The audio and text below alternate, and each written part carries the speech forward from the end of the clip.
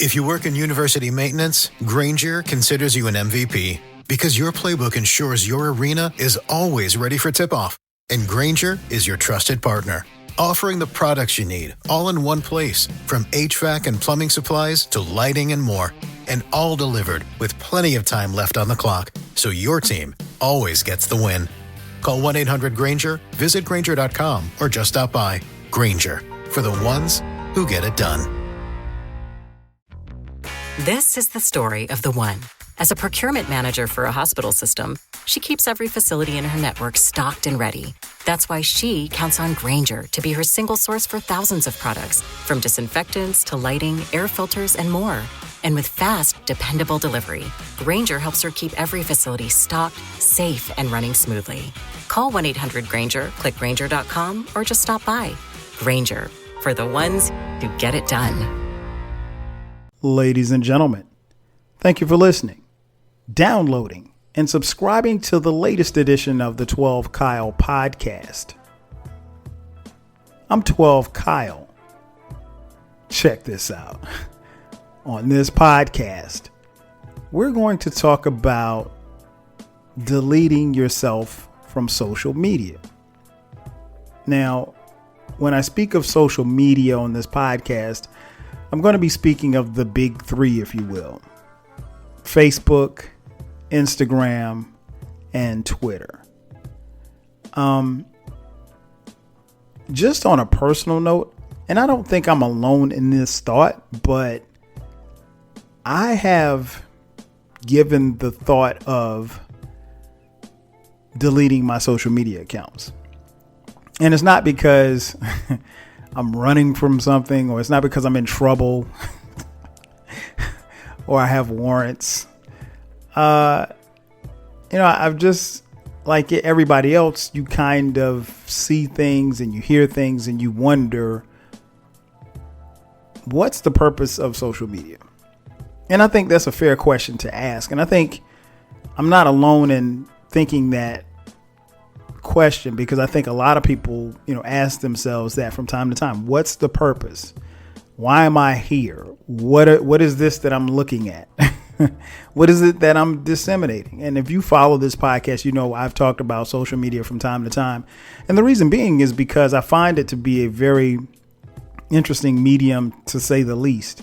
It's one that, a lot of us, such as myself, did not grow up with, but it's something that has been a staple probably in most of our lives, at least for the better part of the last 10 to 15 years.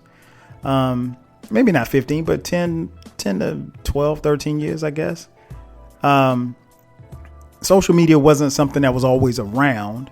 So it's something that, we kind of gravitated towards. And for those of us who, use it and enjoy it, it's there. Right. But if you're of a certain age, you didn't necessarily grow up with social media.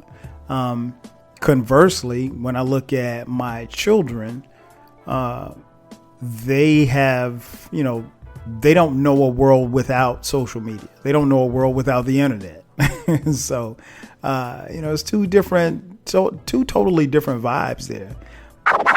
I think ultimately we all ask ourselves, what's the purpose of social media? I think one of the main purposes of social media initially was to stay connected. It was to get information, get and disseminate as much information as you like. And these platforms were created to where, you literally could, get as much information as you wanted, and it was at your fingertips. And so you always stay connected.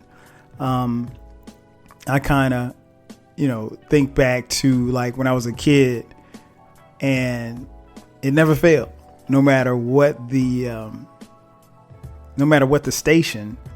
And this was, before CNN and all this good stuff, but like your major news stations and TV stations, CBS, NBC, and ABC, they all went off the air at 2 a.m. And they would come back on the air, I think, at like 6 a.m. So, and that's not to say that news didn't happen between 2 and 6 a.m., but there was going to be nobody to televise or let you know what was going on. So, in some aspects, I guess we were in the dark for 4 hours. But I said that to say this. What happened was that there was a time basically when stuff just cut off. And then, of course, you move into cable TV, cable news. And then it was, CNN was like the first, 24-hour news cycle. And that's how we got our news, and stuff never went off. And so, the same went for social media because, you can log into, Instagram, Facebook, Twitter, and there's no off button. I mean, like if you have friends or if you have followers, doesn't matter what time that you're awake. It could be the middle of the night. Somebody's posting something. You can have a conversation. You can be informed. You can know what's going on. And I think, initially that was one of the huge benefits from social media because people, wanted to feel like they were connected. They wanted to feel like they weren't, quote unquote, missing out. I did a podcast on FOMO. That's the fear of missing out. Check out that podcast if you haven't done so already after you listen to this one. But so, yeah, it was, that was supposed to be the purpose. And then somewhere along the lines, things kind of turned. And so, we're in this space now where you have people that are really considering, getting rid of social media altogether. And I can't necessarily say that I would blame them. Just on a personal note, I have decided not to delete social media for now. But I might.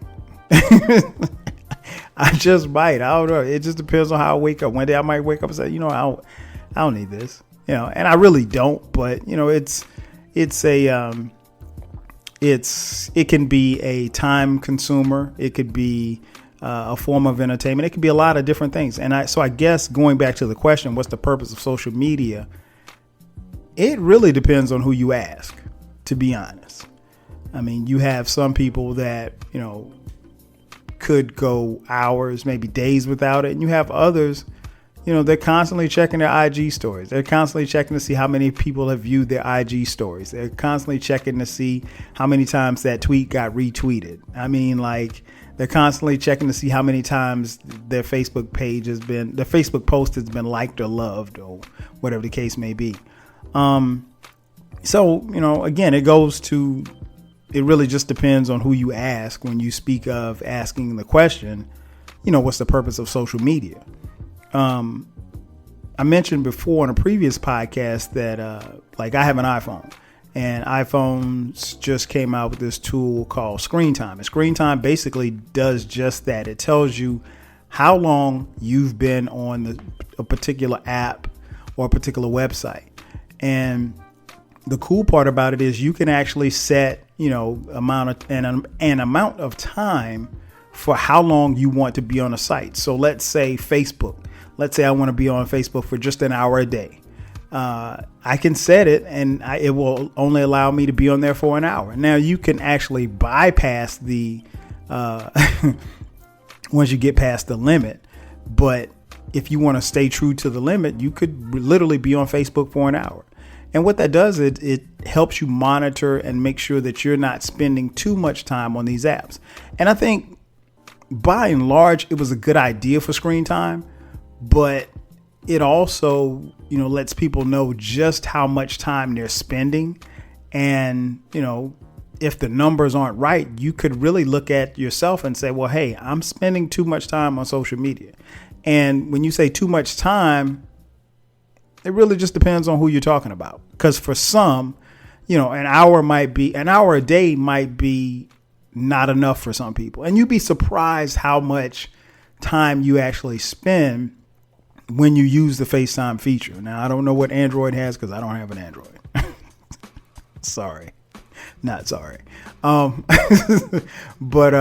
yeah, so it's interesting when you think about it.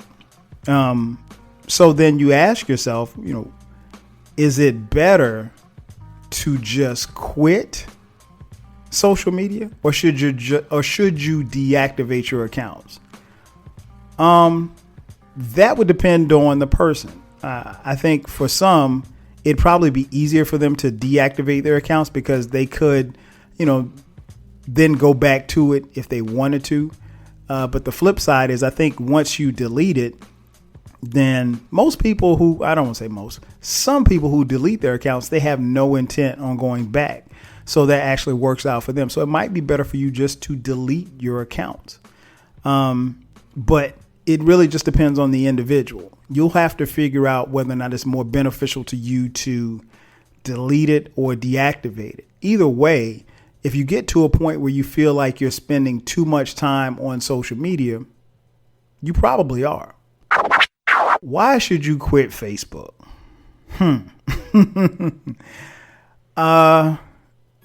That depends on who you ask, but I'll say this much. Facebook definitely isn't what it once was. I'm not going to get into the history. I'm sure most of you listening have seen the movie about Facebook, The Social Network, which I thought was a very good movie. But nonetheless, that's how it got started. Got started on a college campus at Harvard and so forth and so on. Mark Zuckerberg did all of this stuff, and here we are. And now Facebook is facing, lawsuits. They're facing pressure because, so much data has been leaked, and I'll get into that in a little bit. But why should you quit Facebook? I think for some, Facebook is very cumbersome. Like it, at one point, at least to me, it felt like it was the place to be. Some years ago, like you could just literally keep up with any and everything and everybody. And it was the one-stop shop. I mean, like you literally could keep in touch with your grandmother who lived in San Francisco. You could keep in touch with your homie who lived back home in Cleveland. And you could also keep in touch with the professor who, you became friends with when you were in college. And it's not necessarily a situation where you had to communicate with these people every day, but when they post pictures, when they post, you could follow as to what was going on and how they were doing, and make certain assumptions as to what is going on in their life. That being said, Facebook has changed over the years, and it's not, honestly, Facebook ain't what it was. And I don't think that's a stretch to say that. It's just, it's a lot. And, some people have grown very tired of Facebook very quickly. And to be honest, I can't really blame them because it's changed so much. One thing I noticed too with Facebook, and it's because people are sharing their life and their experiences, and I've, referenced this on other podcasts. Like if you have a certain number, let's say you got 500 friends, there's probably a likelihood that on a day-to-day basis, if not at least a weekly basis, you'll come across a post with someone in your friends, network or what have you, who has lost a loved one, will it be a family member, a friend, whatever the case may be. And so obviously, if you have 2,000 friends, there's a likelihood that you probably can see a rest in peace post just about every day. And I mean, I get it. And I'm not saying that people shouldn't post those things because it is very therapeutic for some and it's very tough. And, and some of that stuff is really hard to read because people are grieving and you're seeing their grief in real time. And, I don't want to make light of that. Because that is something very serious. And we all have, experienced deaths in our family, be it friends or family, whatever the case may be. And how you decide to disseminate that information, I'm not going to tell you you're wrong one way or the other. But just seeing that, I think that does something to people. And, to be honest, some people would rather not see it. And they would rather not see it with the frequency. But again, if you have 2,000 Facebook friends or 1,000 Facebook friends, odds are likely that there's going to be somebody that one of your Facebook friends that has a death in their family, and you're going to see them, grieving on Facebook about it. There's nothing you can do. And I mean, I don't necessarily knock anybody for that because, again, that's their space, that's their page. You either invited them to come to your page or you were invited by them. So, you have to kind of deal with that as it comes. I think more than anything else, Facebook has become like the land of the nosy. It's like, it's the place where I guess people probably shouldn't air their dirty laundry, but they do. And they probably shouldn't put out their personal business the way that they do, but they do. And like, they don't care. And it's always funny to hear people say, talk about people trying to get in their business. But I mean, you really make it pretty easy to get in your business when you spill all of your business on Facebook. It is what it is. I'm sorry. So you really can't be upset with people being in your business when when that argument with your baby daddy, when you put it on Facebook, people in your business. When that friend owes you $500 and you voice your concerns or your threats on Facebook, people are going to be in your business. So a lot of times I think people get frustrated with people being nosy, but you have to understand, if you're the one putting out the information, you can control what people know or what people don't know. But that's strictly up to you.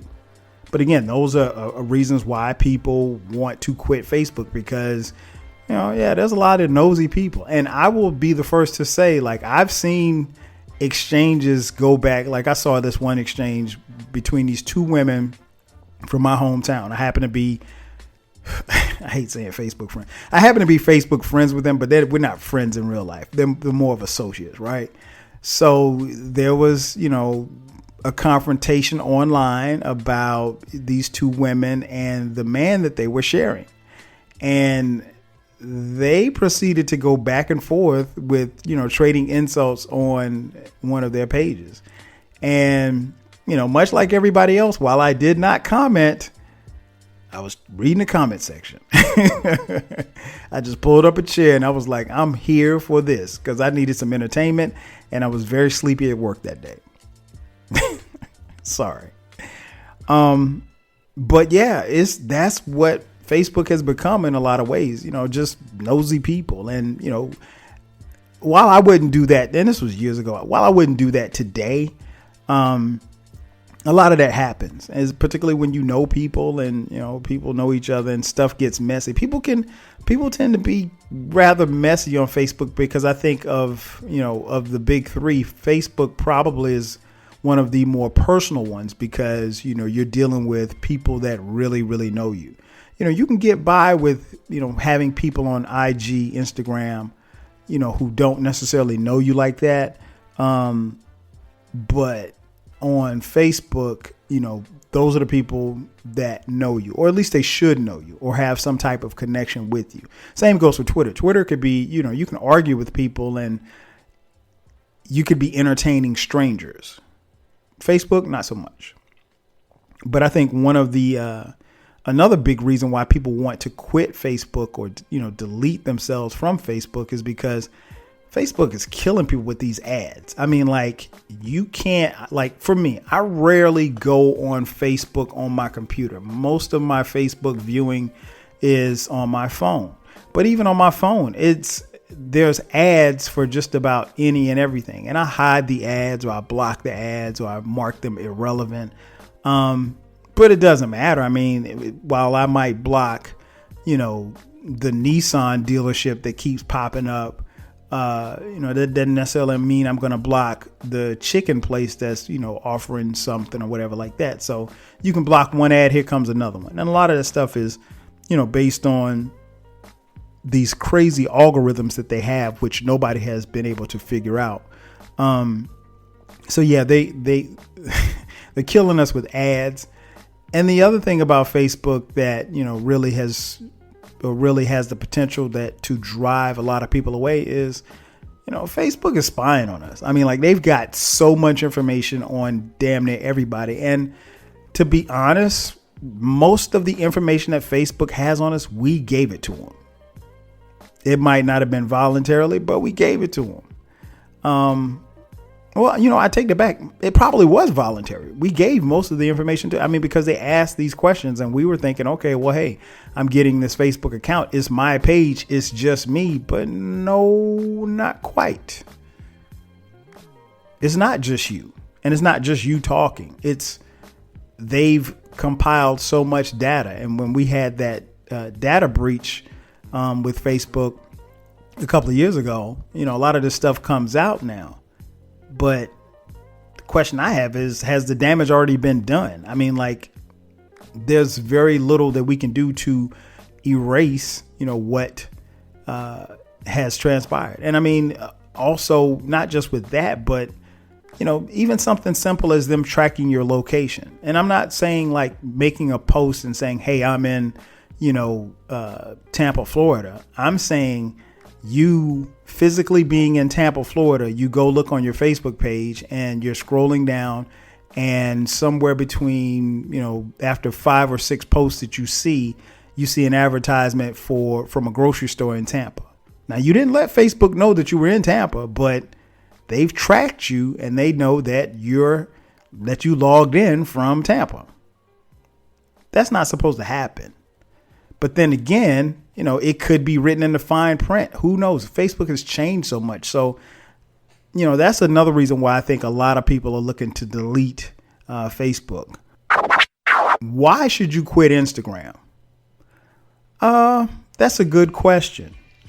I think for the people who want to leave Instagram, I think there's a certain level of pressure that they, it's self-imposed, but there's pressure to, keep up with the photos. And I know, like, at one point in time, especially when I first started on Instagram, if somebody liked one of my photos, I'd make sure that I go to their page and like their photos too. Favor for a favor. It's common courtesy, if you will. But that changes and that becomes extremely difficult to do over a period of time, particularly as your network expands. So, if you go from having 50 IG friends to 500 IG friends, honestly, you can't do that, because if you have, let's say, 50 IG friends, you put up a post, put up a picture of a selfie, if you will, and your 50 friends like it. Okay. You could go then and check out the 50 people that liked it. But if you have 500 IG friends, you put up a selfie and 120 people like it, you're not going to be able to go like 120 people's different pages. The last picture on their page, if you will, just, I guess extending the same courtesy. I don't think that's logical to do. For one, it's extremely time consuming, and IG, the way that it's set up, you're going to waste time. Have you ever logged into Instagram looking for one person's page and you clicked on one thing and then you clicked on the next thing, and the next thing you know, you spent 10 minutes looking at something else and you forgot what you even came on Instagram to look at? That happens quite often, to be honest. That happens to me all the time, all the time. So I'm mindful about what I look at on IG. But I think, that it's hard to keep up with people. And it goes back to what I talked about a little bit on the Fear of Missing Out podcast, is that there is, the fear that you're actually missing something. I remember at one point in time, some years ago, where I would wake up in the morning and the first thing I would do was look at IG, like just to see what I missed overnight. Because again, there are people that are posting pictures while you're asleep. And then I realized, like, that really doesn't make a lot of sense. Those pictures aren't going anywhere. And the way the Instagram's algorithms are set up, and because for some reason Instagram refuses to put stuff in chronological order, at some point the pictures will come up. I'll see them. So I don't necessarily trip when I miss a picture from someone that, I'm cool with or whatever like that. And I don't trip if they miss a picture from me, because ultimately it's going to come up on their timeline. I don't know when, but it'll come up at some point and they'll like the picture and we'll keep it moving. But yeah, Instagram is weird like that. And, you know, the other thing is the IG stories. Well, I think IG stories are great. I tend to not watch long IG stories. It's just because like it's the same thing. Like if you got like, if I click on your IG stories and I see like 25 dots, I'm skipping. I'm not checking it out. The only person I'll do that for is Questlove from the Roots. And I honestly, I follow no celebrities. He might be like the biggest quote unquote celebrity. And I don't think Questlove is a celebrity, but his IG stories are he makes IG stories really, really dope. So, you know, he gives you the behind the scenes stuff. He's talking, you know, he actually, it's not just some random ass videos. Like there's a method to his madness. And so like if he has 20 of them up, yeah, I'll watch them. I'll skip through some, but I'll watch them. But yeah, you won't, I can promise you this. If you follow me on Instagram, you will not see like 25 IGs. You won't find 25 IG stories. You might not find 4 IG stories back to back. Cause I'm just not, I'm not, that ain't me. It's just not me. And I think, you know, while IG is cool, I think even some people have just pushed it to the extreme where, you know, they're really at the point where they're worried about the likes and the followers. And that becomes problematic because, and I noticed this, oh man, I saw this a couple of years ago. I was hanging out with Dion, my oldest son, and I was around some of his peers, and this young girl, I watched her. She posted this photo to her IG, and I mean, she literally, and of course she was getting, you know, people were double tapping it, but she kept checking to see how many likes she was getting. And one of the things that I found, you know, that Dion told me that was pretty popular amongst kids, like if you didn't get a certain number of likes, you had to delete the post. I don't understand. I mean, like, okay, you've got 500 friends and you get 120 likes and that ain't enough. I'll be honest. I mean, like for me, after a while, those notifications get to be annoying. So, you know, you either turn them off or you turn or you do something with your phone or whatever the case may be. Like it depending on the post, it can be annoying, at least to me. So, you know, I can only imagine and I'm pretty sure most celebrities who have Instagram, they don't even turn their notifications on. So, particularly those with verified accounts. I mean, you'd be there all day. But yeah, I just, I don't know. That was very weird for me to see a young lady, you know, sit there and like every 5 minutes she was checking to see how many people had liked her post, and she ended up deleting the picture, which I thought was weird, but you know, that's something the kids do, I guess. I don't know. But yeah, those are some reasons why people would want to quit Instagram. I mean, because Instagram, even over a period of time, has changed. But, you know, again, it's hard to keep up with the long IG stories and, you know, people worried about likes and followers and everything like that. Yeah. Those are good reasons why people are looking to delete themselves or remove themselves from Instagram. Why should you quit Twitter? How much time you got? It's interesting, man, because like at the time of this recording, last week, in fact, was notified of my 11-year Twitter anniversary. Honestly, I didn't know that something was like that was such a thing. But yeah, according to Twitter, I, you know, have been with them for 11 years. And it doesn't seem like that, but it's kind of crazy when I think about it, because I know initially I used to spend a ton of time on Twitter. And looking back on it, like I'm asking myself, I'm like, okay, if I've been on Twitter for 11 years, you know, how was I productive like during that time? Like, was it all time at work? Was it just me just goofing off, or was I ignoring the kids or ignoring my wife this time when I was on Twitter? And of course, there's no way to figure that out, but I will say this much, and I've, said it on other podcasts. Twitter back then, totally different from Twitter now. And the reason being is because a lot of people weren't there. It was just something that, we got into. And like for me, I got into Twitter just because it was a medium where I could keep up with, my fellow blogger friends who, and we can keep up with each other in real time. And I just remember even initially the first couple of months on being on Twitter, like I would get notifications anytime someone sent a tweet, any one of my followers. And that's because the tweets were so infrequent. Like you might send 2 tweets a day. That was it. Like, so it wasn't something where you were just sitting and just tweeting off your thoughts or what have you.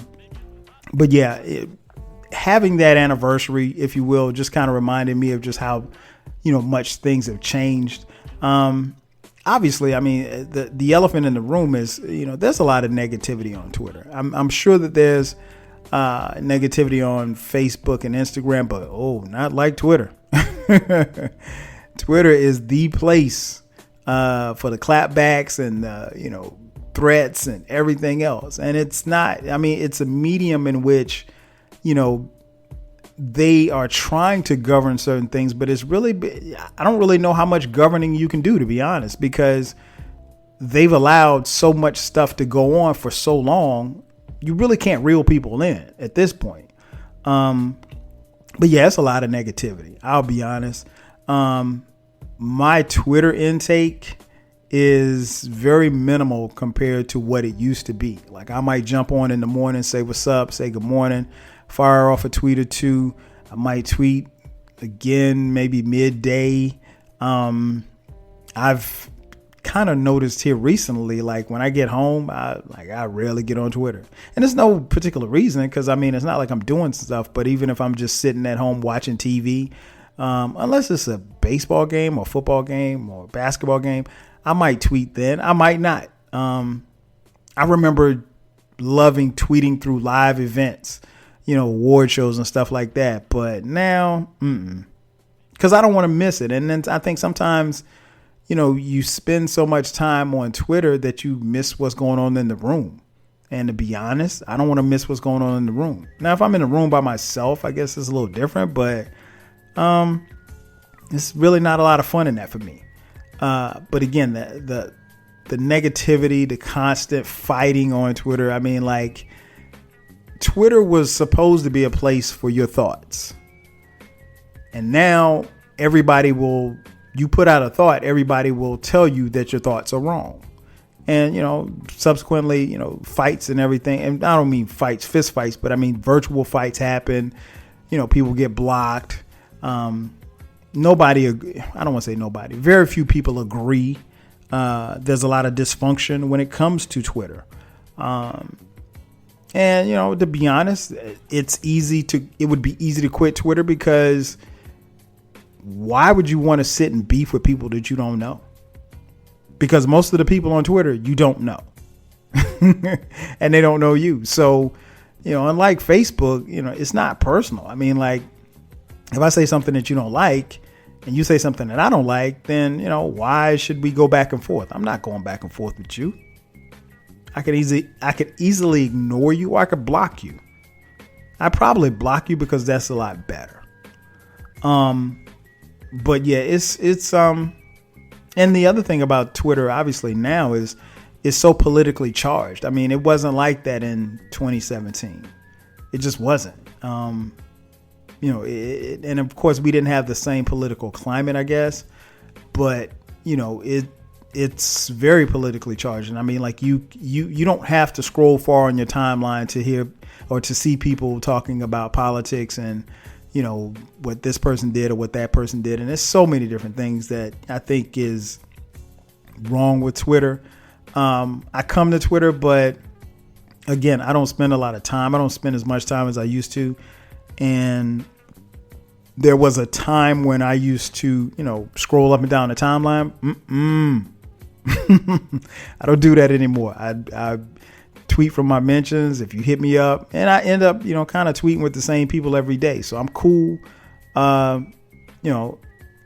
for me, it would be easy to quit Twitter. Honestly, it would probably be easier for me to quit Twitter, Facebook, and Instagram because it's not something that I had at 17. So, I didn't even have the internet. We had this little thing called Outside. So that was my space, if you will. So it's not a need. It's something that, I enjoy, but to be honest, I don't enjoy it as much as I used to. It's not bothersome to me, but if it did become bothersome, I definitely would quit it. I quit it pretty quickly. Lastly, if you don't delete Facebook, Twitter, and Instagram, what's the likelihood of you deleting yourself from the internet altogether? Can you do that? Can you delete yourself from the internet? Yes, you can. There's actually several sites. Now it's going to cost you, but there are actually sites that will help you delete yourself from the internet. Now you can delete your social media accounts. You can delete, your shopping aspects, because a lot of people use things like Amazon and different websites and stuff like that to order stuff online. And of course, they collect your data all the time, 24/7. But again, these sites that you use to delete yourself, they monitor it, but ultimately it's going to cost. It's not free.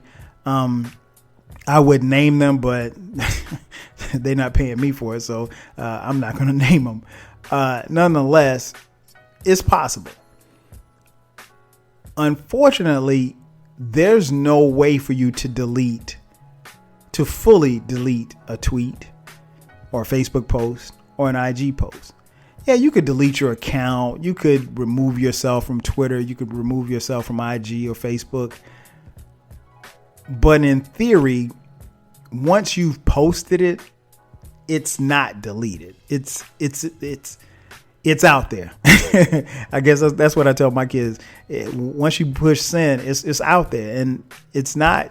You can't take it away. One other thing, when you talk about deleting yourself from the internet, there are obviously collection data sites, and to be honest, there are hundreds of them. So how do you know which one will remove your data? You really don't know. Again, there are sites that you can go to that you have to pay to delete yourself from, the sites that collect your data. But, good luck with that. You can go to certain websites that you've registered with, or that you have accounts with, or that you've, set up correspondence with, and remove yourself from those websites. That's a little bit easier because, you can subscribe or unsubscribe. You can make an attempt to remove your personal information from certain websites. Google has a function where you can have yourself removed from Google. Good luck with that.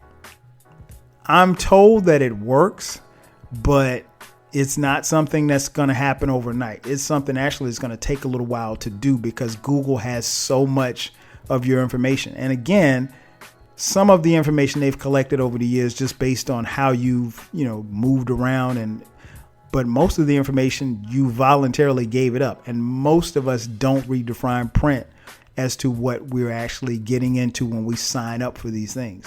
You could also remove yourself from, data results, search results. That also is something that will take some time. So if you want to remove yourself from being searched, you can put it in a request. You definitely want to remove your emails, which, like for me, I have Gmail, so that's tied to Google. So I'm tied into Google in so many different ways that I'm tied into Google in probably more ways than I even realize. So if I deleted myself from Facebook, Instagram, Twitter, I deleted myself from the collection accounts, I deleted myself from, these websites where I registered and got my personal data and everything like that. And then lastly, I delete my email accounts. Let's say I don't want to have any contact with anybody. I don't want anybody sending me anything. I don't want to be anything. Am I deleted then? Probably not. The truth is that, I mean, you can try to delete yourself from the internet, but there's really no concrete way of knowing. And given the fact that we've given up so much of our information, it's hard to say that you can ever go back to being anonymous and not anybody having any information on you. And that goes for social media. You know, should you delete your social media accounts? It really just depends on the person. I don't think it's necessarily a bad idea, but just understand, if you make the attempt to delete your social media accounts, it's going to go away, but it's not all going to go away. That's going to do it for me. Thank you for checking out the latest edition of the 12 Kyle podcast. I'm your boy 12 Kyle. We'll catch you guys next time. 5Gs. If you work in university maintenance, Grainger considers you an MVP because your playbook ensures your arena is always ready for tip-off. And Grainger is your trusted partner, offering the products you need all in one place, from HVAC and plumbing supplies to lighting and more. And all delivered with plenty of time left on the clock, so your team always gets the win. Call 1-800-GRAINGER, visit Grainger.com, or just stop by. Grainger, for the ones who get it done. This is the story of the one. As a procurement manager for a hospital system, she keeps every facility in her network stocked and ready. That's why she counts on Grainger to be her single source for thousands of products, from disinfectants to lighting, air filters, and more. And with fast, dependable delivery, Grainger helps her keep every facility stocked, safe, and running smoothly. Call 1-800-GRAINGER, click Grainger.com, or just stop by. Grainger, for the ones who get it done.